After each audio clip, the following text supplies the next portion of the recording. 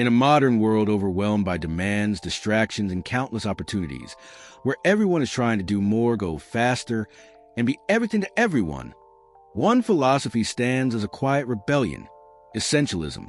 It is not just a time management technique or a productivity hack.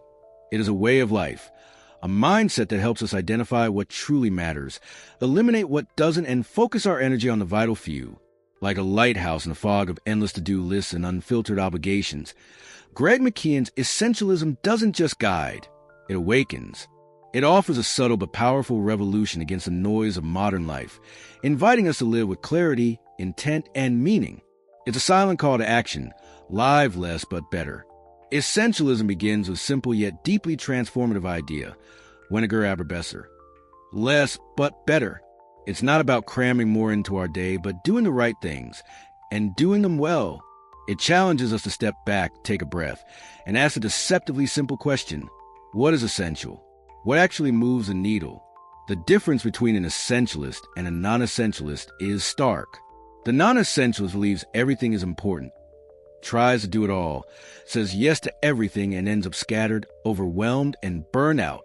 The essentialist, on the other hand, recognizes that only a few things truly matter. They pause, evaluate, and deliberately say no to everything but the vital few. The result? A life of purpose, control, and joy. At the heart of essentialism are three powerful shifts: choice, discernment, and trade-offs. First is the power of choice. We are not victims of our circumstances. Even when we cannot control our options, we can always choose how to respond. Forgetting this leads to what psychologists call learned helplessness, where we stop trying to choose because we believe our choices don't matter. But choice is what defines us. As McKeown writes, the ability to choose cannot be taken away or even given away. It can only be forgotten. Second is discernment, the ability to distinguish the trivial many from the vital few. Most things in life have little value. Only a few deliver outsized results. The Pareto principle, 80-20 rule, illustrates this perfectly. 20% of efforts drive 80% of outcomes. Essentialists invest time to explore their options, because that extra time pays off exponentially when they commit only to what really counts. Third is the reality of trade-offs. You can do anything, but not everything.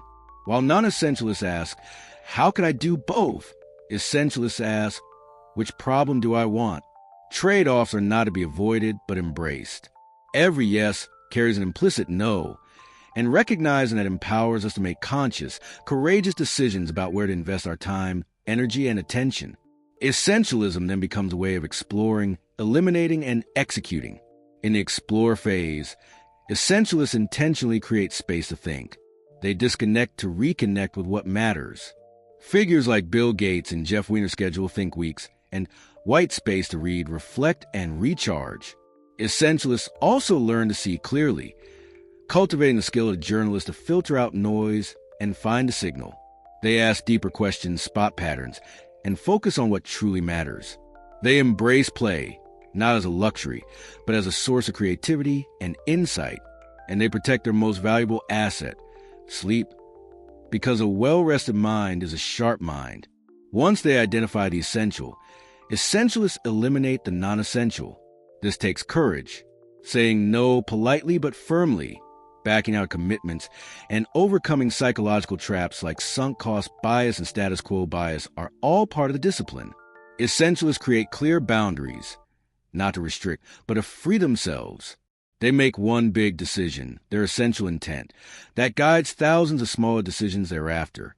Execution then becomes effortless. Essentialists build buffers to prepare for the unexpected and focus on removing obstacles instead of adding solutions. As Lao Tzu wisely said, to attain knowledge, add things every day. To attain wisdom, subtract things every day. They design for small wins, knowing that steady progress creates momentum. They build habits that make doing the essential automatic, freeing mental energy for creativity. And most importantly, they stay present in the now, asking not what's next, but what's important right now. Essentialism is not a trick, a tactic, or a trend. It is a way of being. When fully embraced, it becomes a part of who we are, shaping how we lead, work, and live. If there is one lasting truth essentialism offers, it is this: beware the barrenness of a busy life. In a world that praises hustle, multitasking, and being constantly on, the essentialist quietly asks, at what cost? We're filling our calendars and inboxes, but emptying our joy, clarity, and connection. To practice essentialism is to reclaim your life, not by doing more, but by doing only what matters. It takes courage to say no when everyone expects a yes. It takes strength to let go of good things to make room for great ones. But the reward is worth it. Freedom, focus, and fulfillment. Essentialism empowers us to live a life by design, not by default. It invites us to stop reacting to everything and start choosing deliberately. Whether it's a career decision, a relationship, or just how you spend your next hour, the question is the same. What is essential? Ask it, and then bravely eliminate everything else. No matter what challenge, decision, or crossroad you face in life, simply ask, what is essential? And eliminate the rest.